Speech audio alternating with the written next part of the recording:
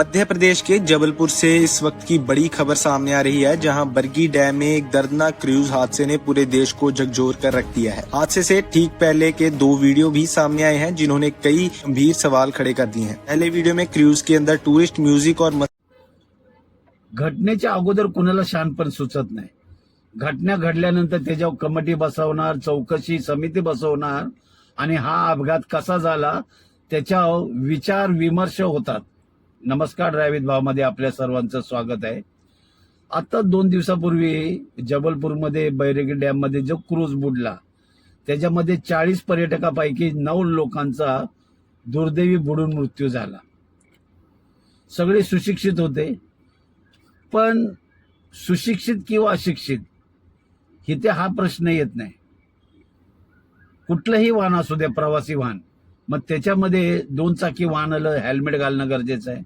4 चाकी चालवताना तुम्हाला सीट बेल्ट गरजेचं आहे। क्षमतेपेक्षा जास्त बसमध्ये बसणं म्हणजे ते सुद्धा अपघाताला आमंत्रण आहे।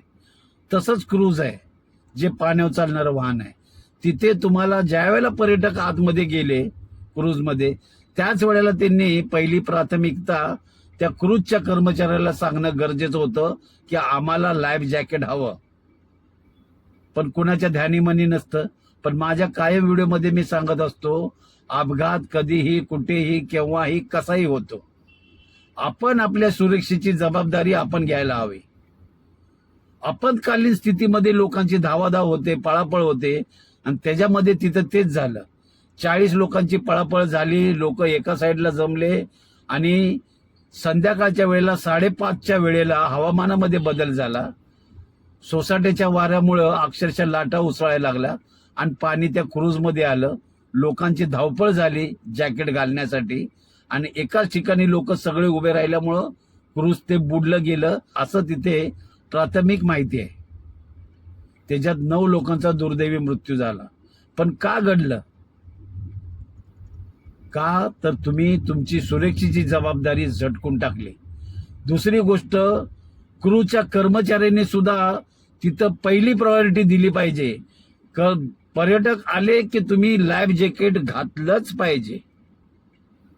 पण कसं आहे, आपल्या इथे घटना घडल्यानंतर सगळं त्याच्यावर समिती बसली जाते, अपघात कसा घडला याच्यावर सगळी चर्चा होते।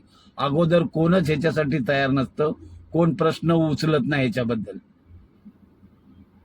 सगळं अपघात घडल्यानंतर सगळ्या गोष्टी सांगितल्या जातात, अगोदर कोणच सांगत नाही। पहिलंच तुम्ही जर प्रत्येकाने क्रूजच्या कर्मचाऱ्यांनी सगळ्यांना जर लाईफ जॅकेट दिलं असतं तर किमान मृत्यूचा आकडा कमी झाला असता किंवा सगळे वाचले असते। पण आता वराती मागून घोडे, आता काही फायदा नाही। जे पण त्या बोट दुर्घटनेमध्ये जे मृत्यू पावलेत त्या सर्वांना आपले ड्रायव्हित भावतर्फे भावपूर्ण श्रद्धांजली। भेटू आपण पुढच्या व्हिडिओला।